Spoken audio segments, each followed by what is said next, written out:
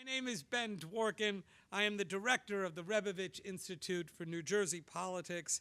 And on behalf of the Rebovich Institute and Rider University, I want to welcome you to tonight's program, The Legacy of William F. Buckley, Jr. and the Conservative Movement, an evening with author, professor, PhD, public intellectual, and all-around great guy, Al Felzenberg. Yay, that's a lot. His latest book, about which he will be speaking this evening, is available again for purchase at the conclusion of the event, and Dr. Felzenberg will be available to sign copies. In our current world, in which most people, virtually everybody, has a platform for an opinion, the role of an actual public intellectual seems to be somewhat diminished. You know, if everybody can say anything they want, then what does it mean to be a public intellectual? Because everybody's public. But William F. Buckley, Jr. gave that position in society such heft, such gravitas, that he was trusted by presidents as well as the public. And now more than ever, we should be discussing his legacy. I am, just a few rules. I am asking you to please take out your cell phone, turn it off, but before you do, feel free to take a selfie of you and your table, post it on Facebook, let everyone know that we're here with Al Felzenberg, show up everything. So I'm doing this. Okay, hold on. All right, everybody smile. There we go. 1, 2. Thank you. Okay. Now turn it off so it doesn't buzz.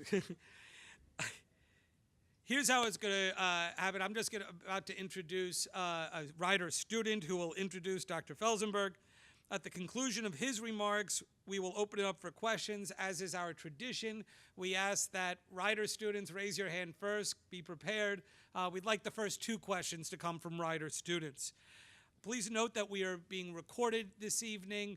Everything said here tonight should be considered on the record. During the question and answer period, we will have 2 student volunteers on either side of the room holding wireless microphones.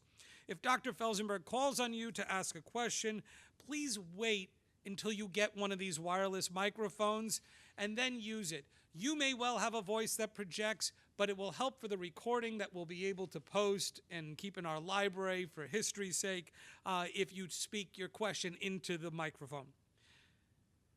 Now, to introduce our guest speaker, I ask you all to please welcome a 2017 Rebovich Fellow from Bayonne, New Jersey, Alexis Bailey.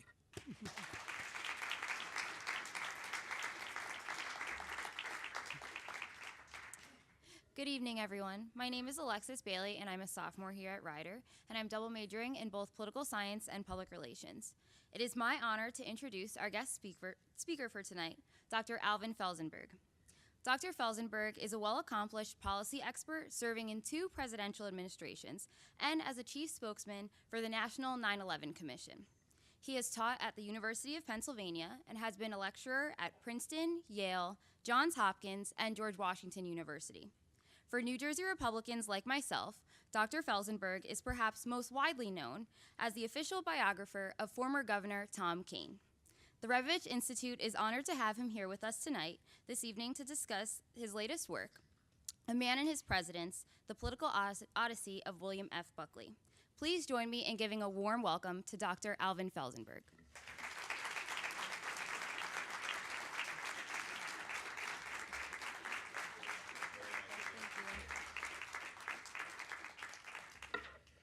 Thank you, Alexis. I appreciate that very, very much. You've done Rider proud, you've done Bayonne proud, and done me proud, so thank you. Thank you very much. Well, this is time for true confessions. I'm going to start by asking for a show of hands.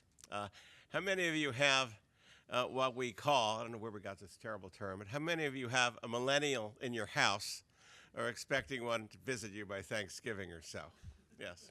All right, all right. A millennial is what can I say? I was going to say a creature on this planet born sometime in the 1990s, right? So how did I get the idea for this book? You can blame it on them. I started teaching in the University of Pennsylvania at the Annenberg School, and some of you knew Walter Annenberg. He spent a lot of time in New Jersey and gave a lot of money and a lot of very good causes. And one of those causes was a school that now bears his name, the Annenberg School for Communication, University of Pennsylvania. So this was my first class, and it was in political communications, and it was in the winter of 2008. And not the day I gave my first lecture, but the week that I was giving my first lecture, William F. Buckley, Jr. Passed away at the age of 81. Now, I was told by the dean and all my colleagues that, well, you know, this generation is not like yours. They're not politically active. Very few of them want careers in public affairs. None of them want to run for office because even at the age of 18, they figured out that it would cost them too much in their personal life and too much privacy gone, and all this mass media coverage on it is not for them. But they do tutor children, they do take an interest in their communities, and that's about it. But they're not the way your generation was when Vietnam was raging, the civil rights movement was going on, the environmental movement was started, women's movement, and all other things. So I went in guarded. And here I was with the New York Times that had the front page, William F. Buckley had passed away. So I started by saying, how many of you had ever heard of William F. Buckley, Jr.? To my astonishment, all the hands went up. I said, ha-ha, is that what I heard? And I said, well, this is going to be good. What the dean said is not really true. My colleagues, of course, have their students wrong. All of our professors had us wrong. This is going to be a great semester. And let's let it rip. So I said, well, who was he? Complete silence, staring at me. What did he do? Staring at me. Why did you raise your hand? Well, it seemed every news outlet they've ever probed or got anything from, every magazine they ever searched, whether it be Rolling Stone or the Time magazine or newspapers, Washington Post, they're all getting email blasted to death that William F. Buckley had died. And they said, this is the only kind of wall-to-wall attention that goes to rock stars and ex-presidents. So they knew he was important, and they'd read about it later. And, of course, if they're like us, later never came. Aha. Then I thought about it for a minute, and I said, cross between a rock star and an ex-president. That's William F. Buckley to me. And I decided that I was going to write this book for them.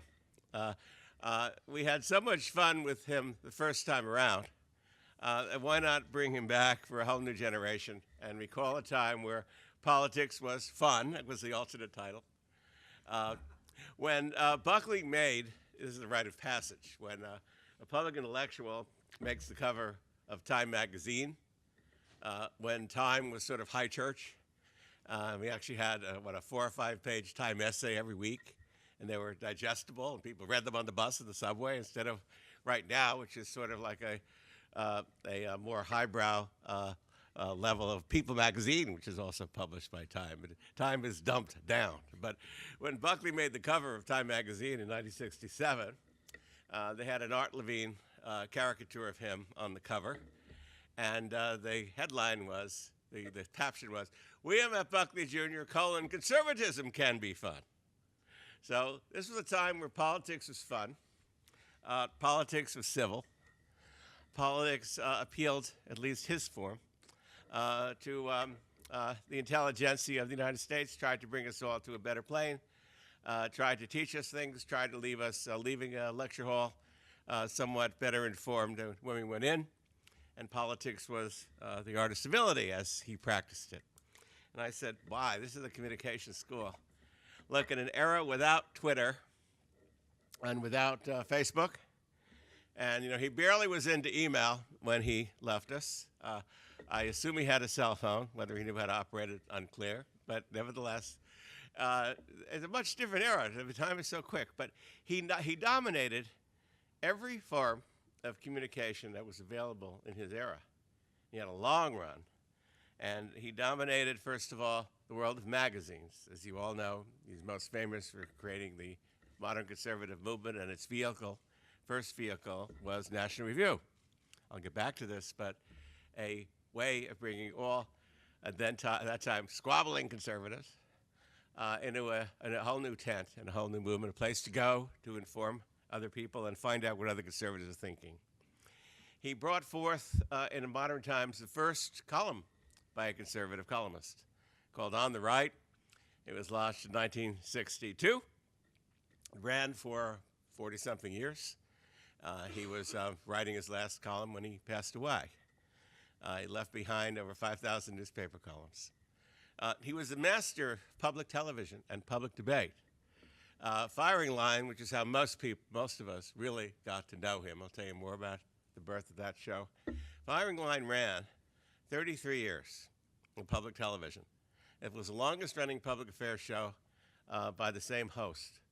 And his vehicle was not what became Fox News or even ABC, but that dreaded PBS. PBS, the voice of liberalism, the NPR voice. That's where he wanted to go. Why? Because he didn't want segregated audience. He didn't want self-selected audiences who tune in to find people who agree with them. He wanted to be people challenged. So he dominated television.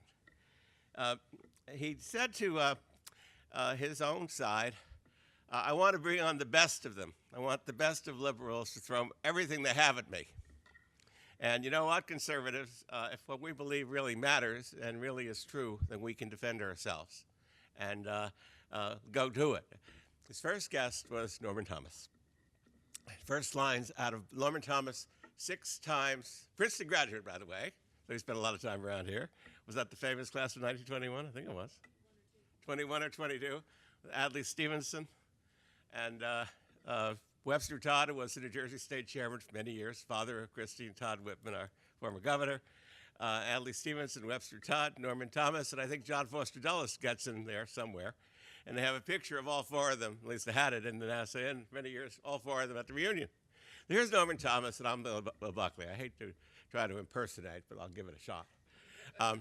My first guest on this new program is Norman Thomas, 6 times candidate for President of the United States on the Socialist Party ticket. Now, at the age of 88, failing eyesight, but remarkable energy, he's decided to join us to launch this show. So I'd like to begin by asking Mr. Thomas, when are you going to give up? Well, all right. Off to the races. The old man was ready. You'd heard about this guy. All right. So we have television. We have radio. We have newspaper columns. Books. He wrote fiction, 12 novels. He wrote nonfiction. He wrote in esoteric magazines. Talk about being absolutely everywhere, right? Everywhere. Wherever you were, he found you, and this was deliberately. If you were in the beauty parlor or in the barbershop waiting for your turn, there he was at Esquire magazine covering Truman Capote's masked ball party in 1966. Above all, who made the list and who didn't? Great reading. I see our famous social columnist has passed away. She loved that column. She loved that article. And she loved him. They were great pals sometimes in New York. You were a sportsman. Sometimes wrote for American Yachtsman. He sometimes added something to Sports Illustrated. The only line we have from Buckley about Donald Trump appeared not in the column, not in National Review, but in a little piece for, of all things, Cigar Aficionado, which we can talk about later. He wrote for wine magazines. He even granted a rather lengthy interview to Playboy magazine, which he made the following observation that he dreaded Hugh Hefner, hated the Playboy philosophy, wished every day when he said his prayers that the American people would stop reading the magazine. So finally, the interviewer said, well, if you feel that way, why are you talking to us? And he said, it's the only way I can communicate with my 16-year-old son, right? Now, think mentally of your favorite newspaper reporter, columnist, commentator. Be they George Will, be they Charlie Krauthammer, be they E. Dion, be they any of the people in the Grace of the New York Times every day in the op-eds. None of them have appeared in animated form in a Disney movie. Buckley hat. I take you to the first cut of the movie Aladdin, and the scene that the genie takes various incarnations when Aladdin is napping, and one of them is William F. Buckley Jr. He appears fully attired, his Brooks Brothers suit, his rep tie, his clipboard, his big pen, and marvelous impersonation by Robin Williams. Well, you've made it into popular culture. My other favorite one was Johnny Carson. He didn't go on Johnny Carson to sell books. He went on Johnny Carson. Half the time, they traded jokes. And, Buckley was obviously a conservative. But there are very few conservative things about him. And sometimes he took great relish in taking positions opposite from other conservatives. One was deregulation of marijuana. He didn't want it legal because he didn't think it was a good thing for young people to do, but he didn't want somebody's record destroyed forever because they experimented with somebody at the age of 16. So he goes on to Johnny Carson, and Carson says, well, you're very opinionated about this subject. Have you ever tried the stuff? And he said, I broke no continental laws of the United States of America. Oh, well, what did you do? Well, I was out on intercontinental waters, and I made sure that they were not claimed by the United States of America, and I wanted to see what all the fuss was about, so I lit up. So Johnny Carson said, well, how did the stuff get on the boat if you broke no laws? There was this long pause, and he says, Parthenogenesis. Right? Now, this quick wit was the first thing that I noticed about him. Let me just say one more thing. He appeared at 70 colleges a year. He was prepared to lose every debate because you go in and you have in the middle of Vietnam, you have a debate with Buckley representing Nixon and somebody else, Arthur Schlesinger, happened to attend this at Dillon Gym at Princeton. Arthur Schlesinger representing McGovern. Great jokes in there, and I can tell you some of them later. And anyway, they asked the student body who won the debate. Of course, McGovern won the debate. You were talking about the middle of Vietnam. But at the end, all the kids just surrounded Buckley's podium. He was the one they wanted to go to the annex bar with. I mean, poor Arthur Schlesinger, They didn't have Uber. The answer was, I won the debate, and get me out of here. Buckley would stay all night, wherever he could. He was just amazing. And one of the best ways that people used to communicate was by running for office. He ran for office in 1965. He ran for mayor of New York on a third-party ticket, and got 13% of the vote. He ran against John V. Lindsay, a congressman at that time, the Silk Stocking District, New York City, and A. Beam, who was then the controller. Now, I should point out that both Lindsay and Beam won the Booby Prize. They got to be mayor, right? And they served 12 years between them, 8 for Lindsay and 4 for Beam. We're still talking about this guy that got 13% of the vote. Isn't this amazing? And if my students have no idea who Buckley is, try asking them about any mayor of New York, any of them. Okay. It was through that campaign that I got my first glimpse of this fellow. New Jersey being New Jersey, sorry, we still have no commercial television. We have something we have. I don't know what it is, but it ain't Channel 2, it ain't Channel 4, it ain't Channel 7. And I grew up in Irvington, New Jersey, not very far from Bayonne. And the 6 o'clock news would be on, and Jim Jensen must have been the anchor as long as Buckley was on firing line. So Jim Jensen is announcing the news, and he's covering Buckley's press conference. And he announces his reasons for running. And the question comes up at the press conference, Mr. Buckley, what would be the first thing you do if you were elected mayor of New York? There was a pause, and he said, demand a recount. Well, there we are. All right. And there's a pause, and he says to the press, well, maybe you should ask me why I'm running then if I don't want to serve. Ah. Why are you perfect George Burns, Gracie Allen, with Buckley playing, Gracie Allen? And so the question is, well, why are you running then? Ah, thought you'd never ask. I'm running for mayor of New York to wage a paradigmatic campaign. Really, I didn't know anyone who talked like that. My SATs were still a year away, and it was either Bill Buckley or the vocabulary quiz in Reader's Digest. So naturally, I tried what any 16-year would do. Mother, what's the paradigmatic campaign? And I got the proverbial, look it up, right? So there we go. So I started reading his column. I started underlining the words I didn't understand. There were many of them, and a good many did appear on the test. All right. So that's how he came into my world. But why is he important, and what is his legacy? I'll tell you what he said his legacy was, which I would agree with, that his proudest part of his legacy was driving all forms of bigotry, racism, conspiracy theorists, and outright kooks out of the movement that he founded. Because he knew that every movement would be defined by its detractors, by its weakest link. And he's most famous first for waging almost the equivalent of a journalistic nuclear war against the John Birch Society. We'll come back to them. Maybe I'll hold that for the questions. Well, I'll do it now. Buckley obviously was an anti-communist, really tough, cold warrior. I said to another audience the other night, he never saw a tax cut he opposed, and he never saw a nuclear arms deal reduction and rollback of nuclear weapons that he supported. Okay? So that's pretty tough. And Robert Welch founded something called the John Birch Society, and they were both anti-communists. The John Birch Society was named for an American soldier who wound up one of the first physical casualties of the Cold War. He was an American soldier, and he was murdered by the Chinese communists during the Chinese Civil War. But they took the name of that soldier to call it the John Birch Society.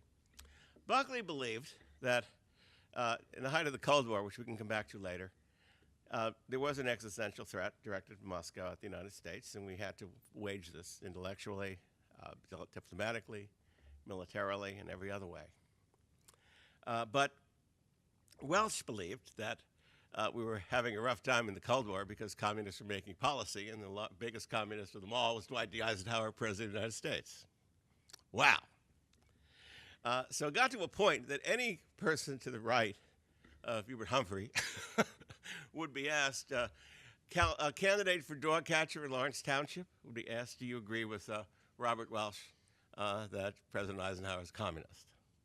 Well, this is not a way to get your message out, so he basically went to war about Robert Welch. He lost donors to the magazine, he lost subscribers, he lost a tremendous amount of advertising, and was prepared to let the magazine go if it meant keeping these kind of conspiracy theorists going and identified with his movement.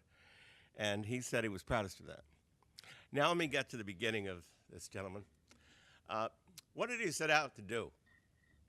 Well, he was born in 1925. Calvin Coolidge was in the White House. This was a time presidents didn't feel they had to speak every 5 minutes. In fact, Coolidge was attacked for not speaking much at all, right? Silent Cal. If Buckley probably couldn't handle Twitter because it couldn't accommodate the multi-syllabic words, all right? Coolidge would have thrown you out of the White House if you even told him there was something like Instagram or, no, not Calvin. And above all, in the Coolidge era, the federal government played a very little role in people's lives. It did not have a major impact on the economy. It did not regulate many things. Taxes were kept low. There's a great Ronald Reagan story that after he had his prostate surgery, Jim Baker and some other aides are in the president's room waiting for him to recover. And he wakes up and he says, you guys been there long? No, not long. We didn't want to wake you, Mr. President. Well, you should have, because I've got on my lap here this biography I've been reading about Calvin Coolidge. And how many times have I cut taxes? One, Mr. President. Well, boys, it says here that Harding and Coolidge and Andrew Mellon, the Secretary of the Treasury, cut taxes 4 times in the course of 8 years. Get moving! Okay, all right. Well, the World War I, obviously, we fought the war with deficit financing and tax increases and borrowing, of course.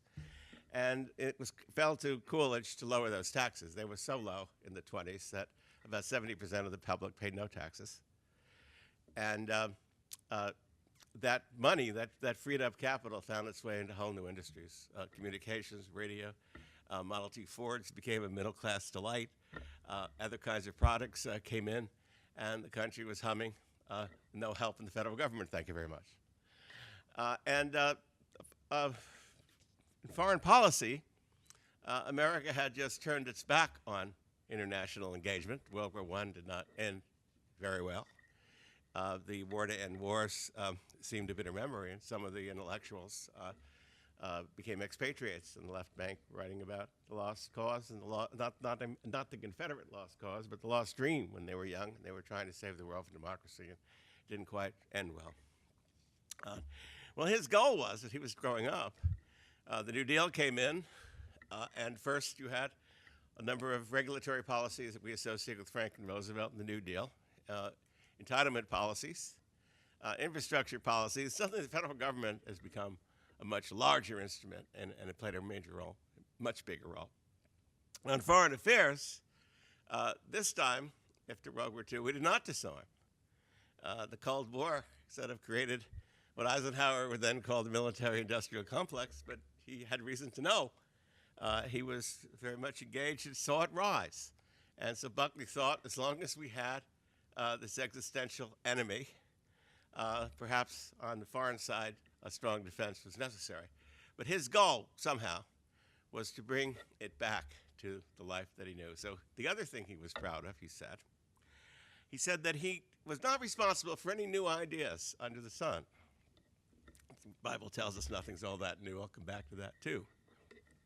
But he said he wanted to bring back a series of principles that he knew as a boy that they taught in the schools when he was growing up that have all but been forgotten with 2 generations of government activism. So when you go down to Washington, you see in the Jefferson Memorial this great phrase. And it says, I've sworn eternal hostility against every form of tyranny over the mind of man. Well, Buckley would have accepted that, but he would have added, I've sworn eternal hostility also against the very idea of moral equivalency. Now, what is moral equivalency? Well, he used the example of the KGB and the CIA. Well, they both engage in spying. Excuse me. They both break laws in their respective countries sometimes, but usually and more hopefully in other people's countries. They spy on each other. They steal. They seduce. They put out disinformation. Maybe they bring down governments. But they don't do it for the same goal. He told the story of, imagine a bus is coming down a street, and the light is changing, and a person in a wheelchair is trying to navigate his or her way across. The driver does not see the wheelchair, and a passerby grabs the wheelchair and pushes it in the way of an oncoming bus. Not a very happy ending, right? But imagine the same story, and a passerby runs out, grabs the wheelchair, pulls it out of the way of the oncoming bus. Happy ending. Well, see, both stories are not morally equivalent. One had an ill intent, and the other had a good intent. And he was upset when he returned from the Army and enrolled at Yale University that these kinds of moral distinctions were not being drawn in the economics department. I went back and I looked at the textbooks that Ronald Reagan was reading when he was a student at an economics major at Eureka. Every one of those texts in 1932, the year he graduated, were free market textbooks. In 1946, the year Buckley enrolled in Yale, that was all gone. We were getting to have the rise of the Keynesians. We're beginning to move into another generation. And Samuelson was our guide to economics. We all took Samuelson's economics when we were freshmen in college. They talked about, yes, capitalism is a marvelous system. It's created more wealth than any other system. And markets should be respected, but they also need to be regulated because you can't completely trust markets, and blah, blah, blah, blah, blah. And they talked about mixed economies. And one of the great advocates of that would become a great friend of Buckley and a great sparring partner, John Kenneth Galbraith. Well, he wanted them to teach not exactly what Reagan had learned, but he wanted them to point out some of the distinctions between the Soviet system and the capitalist system, which was all being blurred. Well, religion department was worse, because Christianity, Judaism, were not only taught as a choice. Like, all religions are equal because we believe in pluralism, and we believe in diversity, and we also believe in freedom of religion. Yes, they're all welcome, and they all have value, but they all didn't form and enlighten our founders, people who founded this nation. They all came out of that Judeo-Christian tradition. And what was that tradition? Well, one was that because of the fall of Adam, James Madison wrote about this how many times, mankind is a flawed creature. No amount of scientific technology and breakthrough is going to change human nature. We have 5,000 years of experience. If left alone, people are selfish, they're avaricious, and they will grab whatever they can grab until stopped, right? That's James Madison. And you have two choices. You can either blot out the cause for avarition, and basically the gulag, we're going to regulate everybody. And then how are you going to have creativity? What happens to Einstein and Mozart if all these things are shut down and regulated, and you're walking in a very regulated society? Or you have to check it. So we have separation of powers. We have interest balancing out interest, and all the things you know as checks and balances. Well, that's one thing we got from Christianity in that regard. But the more important one was that that mankind, womankind, humankind, were all created in God's image. Well, what does that mean? Well, if you believe that, then committing a crime against someone, an injustice against someone, bodily harm, lying, and all the rest of it, is a sin against God. Well, that's the basis of all equality. Well, we're the equal of each other in the eyes of the law, in the eyes of each other, in the eyes of God, right? And out of that comes all the basis for justice, for law, for fairness. Now, other religions don't always teach that. And some say that half the world is, because of their religion, half the world are untouchables, and the other half are saved. Or we had many incarnations before our current existence, and we may have others there. That's all fine, but they did not inform our founding documents. And Yale students should know the difference. And he saw this falling away. That was going on when he was at Yale. He will then write a book that would launch him on the national stage, which became God and Man at Yale, which I will come back to very soon.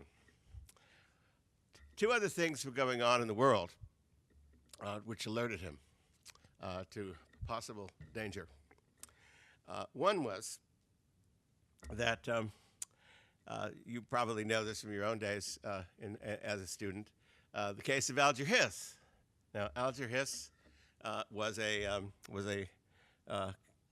Foreign Service officer with the State Department. He had a stellar background, clerk for Oliver Wendell Holmes, a Harvard Law graduate, social friend of Eleanor and Franklin Roosevelt. There was talk about him being groomed to be Secretary of State. And looked like Cary Grant, very debonair, never a hair out of place, always brilliant English cloth coat and cut suit. Was accused by a fellow named Whittaker Chambers, a book reviewer for Time magazine, with a rumpled appearance, not very pressed suits all the time. I had a series of health issues and emotional issues, and Hiss is accused by Chambers of spying and handing classified materials to Chambers, which he then gave to Stalin's agents in Washington, D.C. Well, we're hearing a lot about elites and swamps and all of this. The entire Washington elite testified for Hiss, including future presidential candidate Adlai Stevenson and the incumbent Secretary of State, Dean Acheson. One lonely congressman, I like to say, whose name has been forgotten by history, a freshman from California named Richard Nixon, believed Chambers. And this shocked the country. This was the case of all cases at the time, probably since Sacco Vanzetti, and we don't know what the future ones were, but this was a showstopper. The only person on the other side of the ideological spectrum who believed that Hiss was guilty was none other than Arthur Schlesinger Jr., who had training in the OSS. And Schlesinger said, you know, why are we defending this guy? They're only going to tie us to him.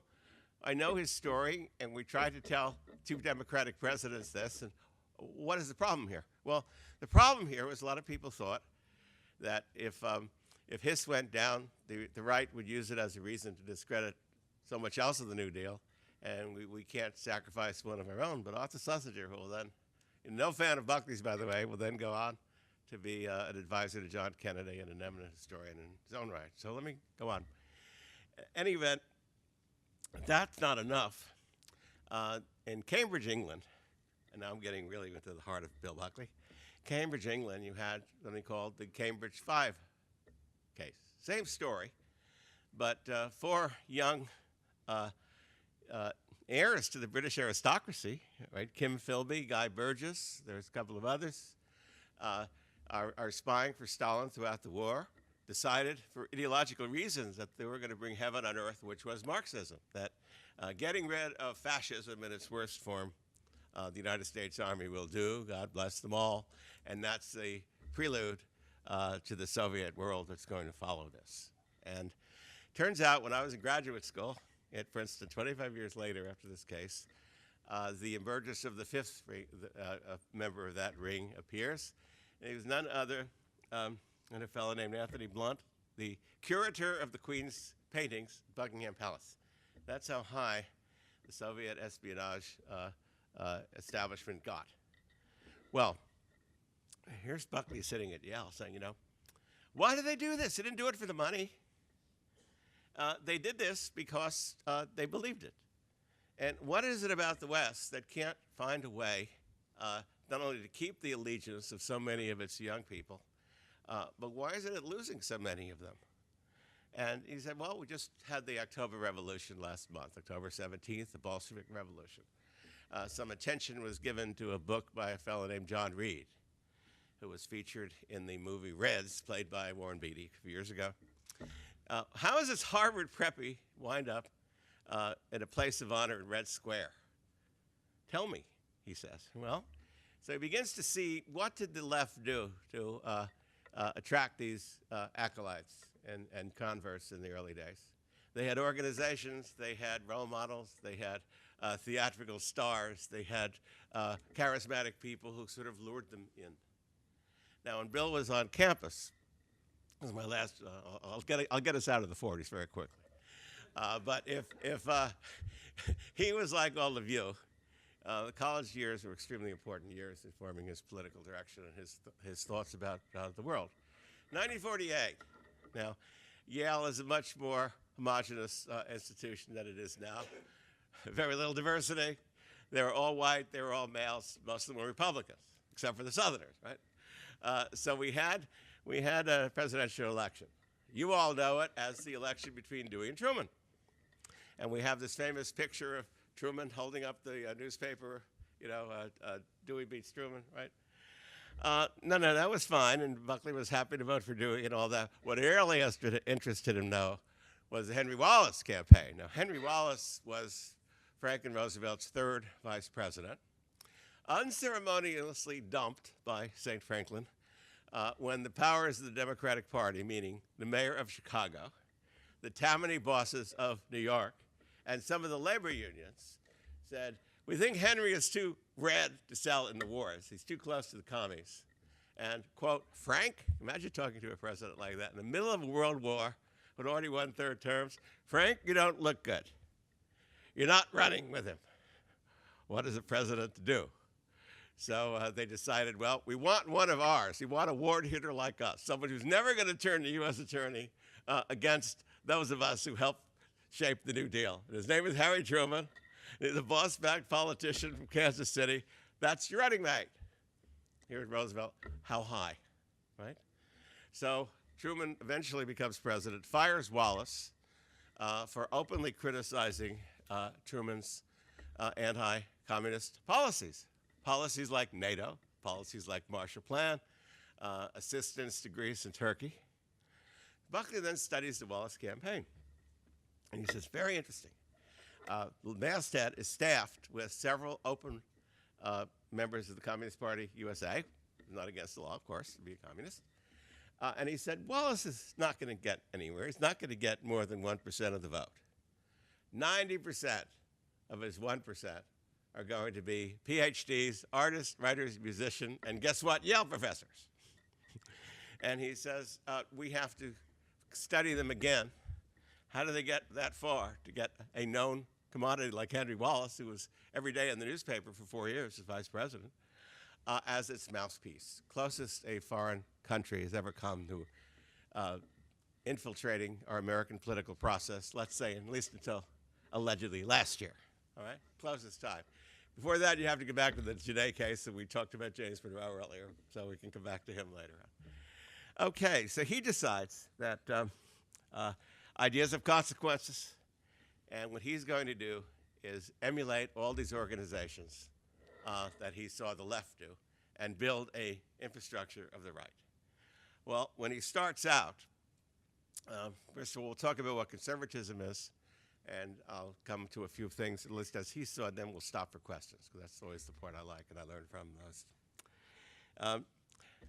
Lionel Trigon, a very famous American literary critic at Columbia University, said, 1950, so this is Thanksgiving's on my mind, so I'll tell you what he said. He said, there are no conservative ideas in vogue anymore. New Deal solved all of our problems. We regulate everything. Everybody's happy. We have all the things we need. We have wonderful production. We finally got the inflation down, and everything's happy, 1950. There are a few cranks on the right, and various complaints and grumps, like you get from your crazy old uncle who let out of the attic once a year, Thanksgiving, right? And you put on his best suit, you take him down, he doesn't scare the children, he has his nice dessert, and he goes up for another 11 months, right? That was Lionel Trigon on the right. Well, it's not completely untrue. You had people who called themselves conservatives, acted conservative, but had very little to agree on. Occasionally, you would have a coinciding of votes on certain things in Congress. Anti-labor law, say. Well, the South is anti-union, and Robert Taft, the author of the Taft-Hartley bill, wanted a curb union. So it wasn't out of the question to have Taft and Eastland, the Mississippi senator, vote the same when it came to labor. On civil rights, no. On civil rights, Eastland loved the conservative idea of states' rights because he didn't want Washington telling him how to run an affair, thank you very much. And Taft sat there and he said, my grandfather wrote the 15th Amendment, no way of voting with that jerk. Okay? And so on and on it would go. Buckley would say, well, we have the National Association of Manufacturers, nice men. You all have gray hair and silver glasses. I'm not temperamentally that kind of breed. And why are they in this game? They're in this game to save their tax cuts and their tax incentives and to manipulate the IRS. Well, when you get into Buckley, you find out he criticized big business as much as he criticized big labor. He didn't like bigness. He didn't like crony capitalism. He didn't like anything that weighted the tax code to do social engineering. And, of course, they were trying to do this all the time. So there was no movement. But there were these cranks and these grunts. So some came libertarians. And their father, intellectual godfather, was Frank Meyer. Now, one thing about this. Most of Buckley's recruits, the magazine, were former communists. They're former communists. They had spied. They had infiltrated. They were known. And they understood the communist methods. And he wanted to bring them in. There's nothing like a convert if you're setting a new religion. And here we are. So Frank Meyer was such a high official in the Communist Party USA, taking directions from Moscow, that he was absolutely convinced Stalin had a hit out on him. And after all, he did get Trotsky. So Frank took precautions that he worked all night with a shotgun on his card table in the event of this happening. And he slept all day with the wife running shotgun in the kitchen. This went on for like 35 years. I mean, all right, so some of these people have some issues. All right, then we had a fellow named James Burnham. was one of Buckley's favorites. He will become the most dominant member of the gang, and he's associated with the realpolitik approach. Buckley starts off as a very radical libertarian, particularly on the economic question, and he will slowly move on foreign affairs into Burnham's realm. Burnham was a friend of George Kennan, who I noticed there was a book, one of these flyers talking about Kennan, his reminiscences. Again, when I was at Princeton, Kennan was very much a presence on campus and taught some of the Russian history department. Basically, that we can contain the communists. We have to take the long view, that eventually they will crack of their own inconsistencies. We don't need to have nuclear weapons. We need to be ready for it, and we have strong defense, all of that you've heard about. And Kennan eventually will have a great influence. Burnham, Kennan's acolyte, will eventually become more hawkish and be associated with the likes of people like Henry Kissinger, who will come up later on. Kennan, like Meyer, Buckley says, if you're going to hire the best and the brightest, and you want a good writer, there's nothing better than Leon Trotsky's speechwriter, former speechwriter. Meet my friend Jim Burnham. Imagine this press conference must have been even better than the mayoral one. And then he had the traditional conservatives. Russell Kirk comes to mind, and he's a Burkean conservative. Well, we have to work through mediating institutions. We have to work through all those things that the Tocqueville loves so much about this country, right? You get 15 people in a new town. An hour and a half later, a public library will get going. A symphony not so far after that. Boy Scouts, Girl Scouts, Little League. That's America. That's America's gift to the world, philanthropy, and volunteer improvement organization, all of that. And that was Kirk. So he would have not been a friend of Bannon, who I never thought I'd live to see a Republican president, quote, Lenin, and a Republican president's advisor, sorry. And what did Bannon say about Lenin? My job is to smash all institutions, all mediating organizations. In other words, strengthen Caesarism at the expense of these mediating institutions. Well, then you had a fellow that fortunately dropped out of the movement, and this is one of our sad parts of National Review. This, by the way, this book, while it's favorable to my subject, I do not stop about criticizing him. I criticize him very viciously for this. There was a guy named Robert Weaver, and he wrote a book called Ideas Have Consequences. He was a pro-segregationist writer from the University of Chicago. I said they were a strange bunch to some degree. And he thought that segregation was so uniquely American that it ought to get preservation money to keep this thing going forever. And in these early days, Buckley had some rather startling views on this subject. He does come around, and if this comes up in the question period, I'll take them. I'd love you to ask me about that, and I'll take some more time then. But that's the magazine. And having decided that he was going to, I teach at a communications school, right? So one of the things I tell my students is, if you're the younger guy in a battle, if you're trying to bring out a product that nobody seems to want, right? Or you're the small orchestra, and you're trying very hard to raise money, it'd be great if the New York Philharmonic would dump on you. I mean, it'd be wonderful to get free attention from a bigger guy in the street. So when he writes God and Man at Yale, now, there have been other critics of Yale. I mean, most people there do it for nothing. But they don't get these kind of criticism in a national forum by one of their own who was the quintessential Yalie. I left out Bill Buckley was the champion debater of Yale, captain of their debate team, all 4 years at Yale. When John Kerry ran against George Bush, Buckley wrote the following column. He said, Professor Ronald Osterweiss, 50-year going strong coach of the Yale debate team, said John Kerry was his second best debater in a half century at Yale. Pause. We all know who the first one was, don't we? And I wish John Kerry all the best to come in second again tonight. That was go George go, but only in Buckley language. Okay. So he was the much quoted editor of the Yale Daily News. the whole 4 years he was there. And people noticed occasionally he would drift away from the quintessential debate on campus about should there be, we're still having this fight at Princeton, should we have finals before or after Christmas, right? Should we wear coats and ties at Sunday dinner? Should there be parietals and should there be chapel? Hello, hello, hello.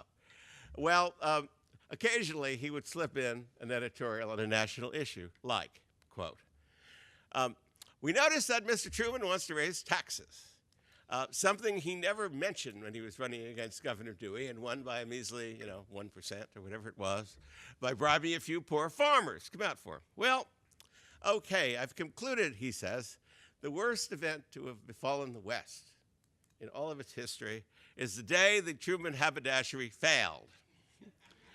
Because that brought Harry into politics, we could bank up the rest of us. So these little things become, precursors of the column that come later on. All right. Well, here is this guy. Did I mention Skull and Bones? Did I mention a brilliant academic record? Did I mention he was a war veteran? I mean, you couldn't be more Yale than that. And so the question becomes, what are we going to do with this guy? And President Griswold of Yale sends a note to 10 friends. So I have a purloined copy of this piece, this book by a ticked-off senior. Okay? And what should I do now? Of course, he had a publisher nobody heard of, because all the Madison Avenue publishers were run by the Ivy League graduates, and they weren't going to touch this book. So a publisher no one ever heard of named Regnery, out of the University of Chicago, around Chicago, near the university. And he sent it to 10 friends. 9 people told him to ignore it. Ignore it. I mean, Yale's been around for 200 years. It could survive a ticked-off senior. Well, the 10th one was Justice Felix Frankfurter. Now, this is what goes on in this country sometimes. You got to wonder. On Supreme Court stationery, he writes the following letter to Griswold. He says, well, I share my colleagues' view that you should ignore it. If you choose not to ignore it, you could always do it the Yale way of damning it with faint praise. After all, people condescended Yale all the time. So how about, we are delighted that our recent graduate has proven that he deserved to place out of freshman English, an honor very few people attain. We look forward to his second book after he's had time to let his thoughts crystallize. This is Felix Frankfurter. Right. Well, Yale does not take the advice.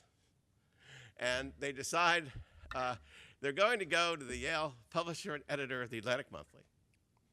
They're going to get him to get another Yale graduate, whose name also is faded into history, named McGeorge Bundy, who was dean of the Harvard, about to be the dean of the Harvard faculty, going to be JFK's national security advisor, to write the review. And they're not only going to do that. They're going to take the review, put it on the front page of the cover story, book review, and God admit it, Yale. And that's not enough. In case anyone misses it, they're going to have 2,000 copies printed and handed out at the Yale commencement.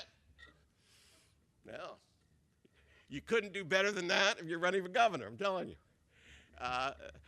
So suddenly this gets great attention. And every newspaper in the country that probably would have ignored it decides they're going to cover it.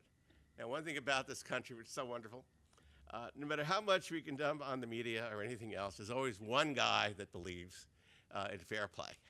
Now, you remember 60 Minutes, of course. You remember Mike Wallace. Mike Wallace was coming up at the same time as Bill. He was the same age. And he was pioneering a late-night show on New York television at an era when the only things on CBS were things like, 10 o'clock wrestling, coming out of Newark, right? And I Love Lucy and Milton Berle, right? And then they had this late-night show with Mike Wallace, and he has William F. Buckley on. And he says, what a articulate, debonair gentleman I have tonight, well-tailored, well-spoken, Army veteran, Skull and Bones, Yale Daily News, da-da, pause. Why do they hate you so much up there? Well, again, off to the races. Out comes Shakespearean cadences, as Star is Born. Show ran a long time. Now, a major turn comes, and I'll end with this, when Buckley meets a fellow named Ronald Reagan. Now, with all the other presidents, one thing you couldn't do with Bill Buckley is ignore him. Many of them tried, and some of them entered into, remember what Thatcher said to Reagan about Gorbachev? You know, he's a man I can do business with. Well, Buckley thought for a while. This fellow, Nixon, you know, after all, Whittaker Chambers thought well of him, right? So this guy Nixon might be a man I can do business with, quote, quote. That doesn't last long. But with Ronald Reagan, was really the cat's meow. Reagan was more, hard to imagine, Reagan was more aware of Buckley in 1961 than Buckley was of Reagan. Why? Well, trust me, when Buckley was writing God and Man at Yale and worrying about Alger Hiss, he was not going to Ronald Reagan B-movies, watching Bedtime for Bonzo on Saturday afternoon matinees, right? But when Ronald Reagan was hitting the end of his acting career, pushing 50, not getting any parts anymore, divorced, new family, and actually working as a warm-up act for dancing seals at Las Vegas casinos. And he decides, this isn't going to work. And he gets a job at General Electric. Progress or our business was the slogan. He would do commercials for the General Electric Theater, in which he would introduce as the host.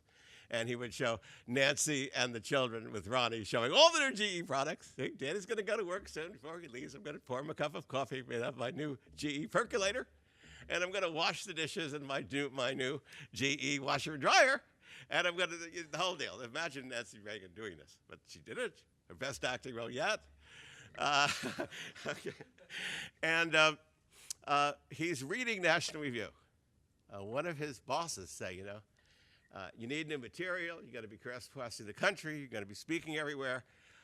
There's a new magazine. And he reads this, digests it, and by the time he's finished with it, he's one of the first subscribers from National Review. He's finished his long journey from New Deal Democrat to Barry Goldwater conservative. Fast forward, and I'll end with this. Nothing new under the sun, says the Bible. 1961, what is the issue before the Congress? Health care. And Ronald Reagan is to introduce Buckley at a rally that the AMA has called in California. And the ad is, "Stop Jack Kennedy from socializing medicine." And it was basically an anti-Medicare rally. And Buckley and his wife were sitting in a restaurant, and I don't even know if he knew Reagan was. Reagan comes up to the table, says, "Excuse me, Mr. Buckley." "Oh, yes."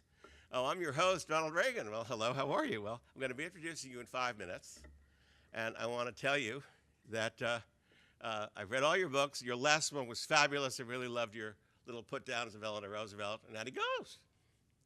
This is probably the longest silence William Buckley ever exhibited. I had absolutely speechless, like he would hit him in the face with a cold iced steak.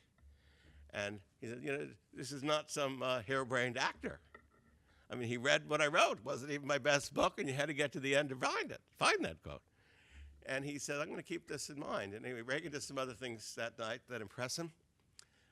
They become very close friends. And I mean beyond the Teflon. They clicked in many ways. Their wives became friends. They became friends. They went on vacation together. They talked about more than politics. I talked about what it's like raising teenage sons the same age in the 1960s.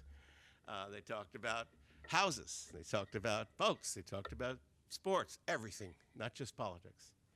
And by the time Reagan becomes president, Buckley crosses the line from public intellectual to political consultant off stage. And let me end with that and take some questions. Thank you very much.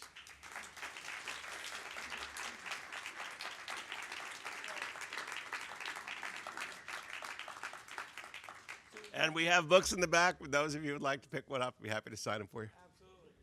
So we've got some time for some questions. Rider students, we prefer Yes. you can raise your hands first. Dr. Felzenberg, just pick when you see somebody. Yes, sir, in the back there.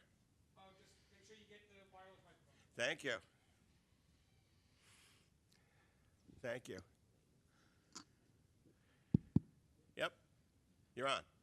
My question is, if you had to put Donald Trump somewhere in the list of presidential rankings somehow, even though he didn't finish his term, where would you put him and why? Have you read my book on the presidents? I've not. Well, all right. Well, you have to know my constructs, but it's too early to know on the policy side. We've had 9 months. That's not enough time to judge a president. I thought you were going to ask me as a conservative, and I would say Buckley would, answer the question you didn't ask, okay? Buckley would say to Paul Ryan, we didn't send you here to be a presidential aide, okay? You represent a co-equal branch of government, as does Mitch McConnell. And all this talk about the president's program, what's yours? James Madison gave us a system where we divide power. You've talked about repealing health care for 8 years. So you have 3 children. You've been in Congress for 16 years. What do you think is a decent health care plan in the United States? Send it to him. He signs it, he vetoes it, but get the negotiations going. You tell McConnell the same thing. He would say that, I just said, all my life I've loved tax cuts and never saw one I didn't like. So we should vote for our tax cut, but not at the expense of what other people call regular order, not at the expense of separation of powers. He would hope that Republicans could be more together than Democrats like to be, but he would also say that not at the expense of our liberty. You can have tax cuts and you can have constitutional checks and constraints. He would be very upset at the attacks on courts and on judges, and yes, even the press. He attacked the press all the time, as you know, but he'd be very upset about threats of yanking licenses and stopping mergers just because of getting bad attention. So I wouldn't, it's too early to assess his presidency, but it's not too early to say that I mentioned Calvin Coolidge. Now the criticism of him, maybe he wasn't active enough. You know, when he died, the wit Dorothy Parker was told that Calvin Coolidge had passed away. She said, how can they tell? All right, well, you know, I'm not suggesting that we go back to that. But a much more constitutional president, I think, he would prefer. And a president who didn't feel he had to entertain constantly. We did have a professional entertainer in the White House. He didn't entertain every day. And in the course of 12 years, I don't remember how many fireside chats Franklin Roosevelt had. But they're memorable because they were not that frequent. So I'll answer it that way. Yes, sir. Another student over here? Yes? Okay.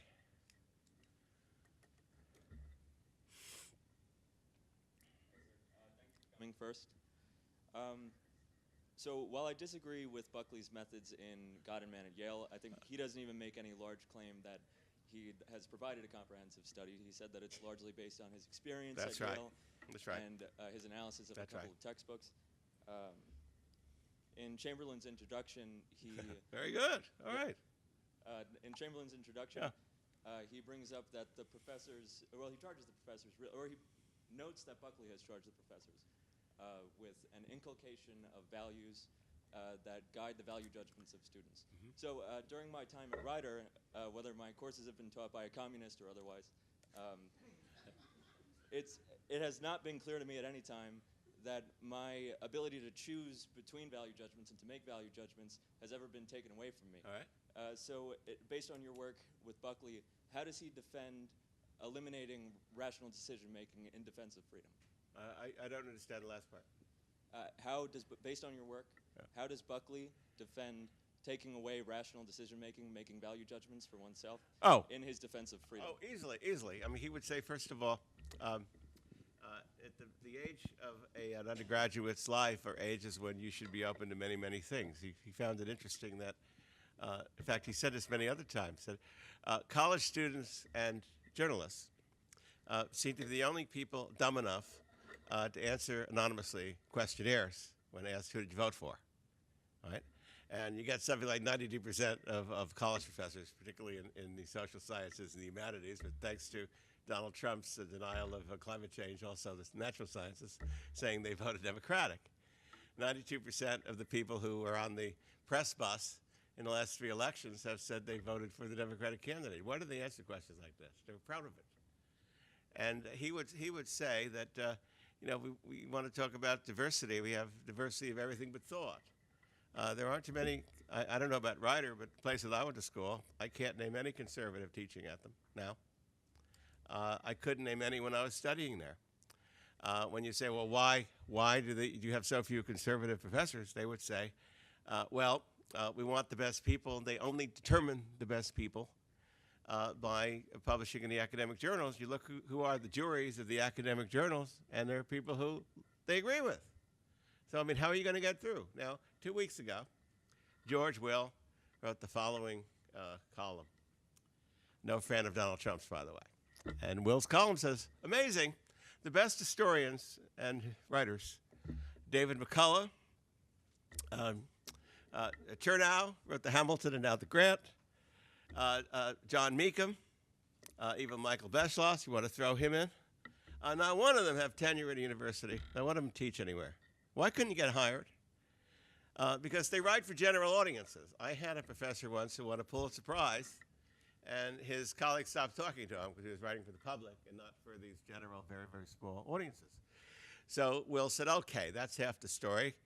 I went to the American Historical Association meeting last week, and he just lists the name of the paper topics. If I saw that, I wouldn't take their courses either. So, I mean, he wasn't talking about brainwashing students. He was saying that students should be exposed to all forms of opinion. But at the end of the day, at least to say that some of these other traditions did not inform the United States. We should at least, everybody talks about civic education not being taught and it's declining, we should at least say what it was. You capture a terrorist who belongs to Al-Qaeda or ISIS. I can tell you what he believes on a matchbook, all right? And you can't kill him, which is why they're a bigger threat in some ways than the communists were, because communists were an atheist society. So therefore, Khrushchev thought he had one chance on planet Earth. He was not going to blow up his grandchildren because there might not be an afterlife. That's called a materialist culture. These people do. You're doing them a favor if you kill them. So what do we believe? What do all of us as Americans believe? You know, we hear about pluralist, you know, we hear about pluralism, we hear about diversity. Is that a program? And he saw a great deal of trouble with that. And I would suspect we still are having a hard time defining what are we about. We know what we're not about. We know what we want to stop. What do we want to advance?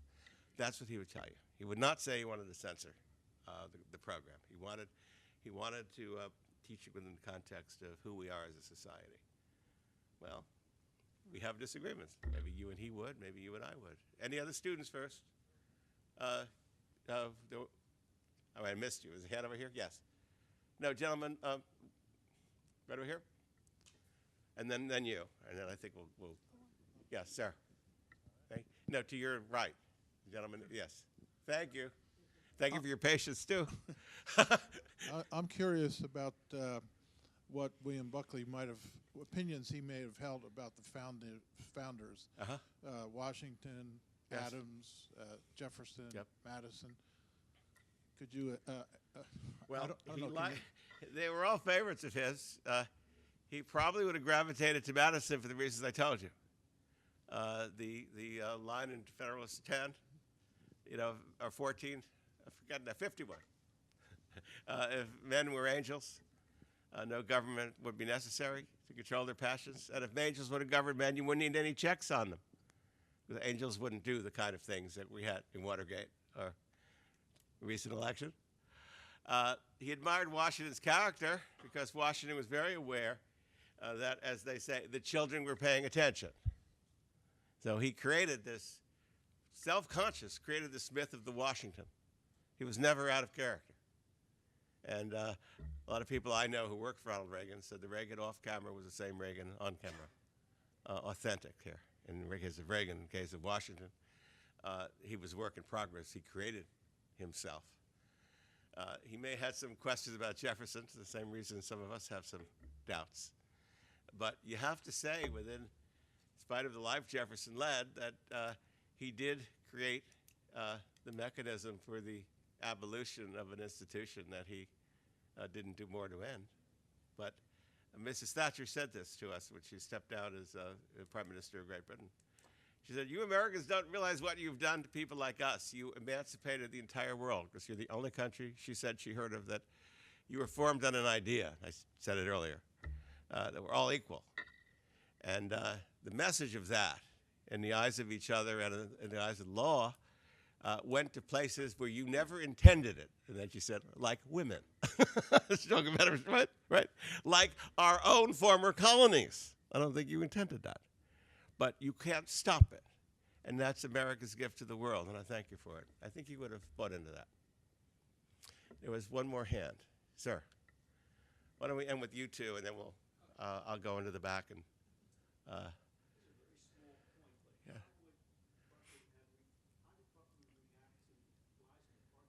Yeah. All right. All right. In some ways, not the shiniest hour, but he said that there was an existential threat, and there was a sluggishness in taking it seriously. Senator Tidings ran a committee before McCarthy got control of that committee, and they interviewed 67 people. All were said to have gone to communist meetings. Maybe they did. I don't know. It doesn't make you a communist. And if you're a communist, it still doesn't make you a spy. All right, I know. And they couldn't find more than 4 people to cross-examine. And Hiss didn't get there by himself. And what is going on here? And he quoted Max Eastlund, another ex-communist working for National Review. He said, McCarthy was doing something nobody else was willing to do, and he was unfortunately doing it in the worst way. Now, Eisenhower put in, we're hearing about these interviews and these disclosure forms that Jared Kushner is now completely finishing. And when I went to Washington to work for President 41, alias Papa Bear, they talked to 65 of my neighbors, my associates, and all of that. They asked questions about my political affiliation, drug habits or absent, medical things that I couldn't control that they knew about, wild parties or no parties, either has too many friends or no friends. I mean, they asked most outrageous, but none of that was done. Eisenhower put that in to say, we don't need McCarthy. I'm going to put these security checks in. And he called J. Edgar Hoover, and he said, everybody working in a non-classified job at the government, and then we're going to go to a classified job at the government, is going to have to get interviewed if they're dealing with classified material, and you're going to start with me, right? So Hoover, you sit down with me, and then Dulles, and go right through the government.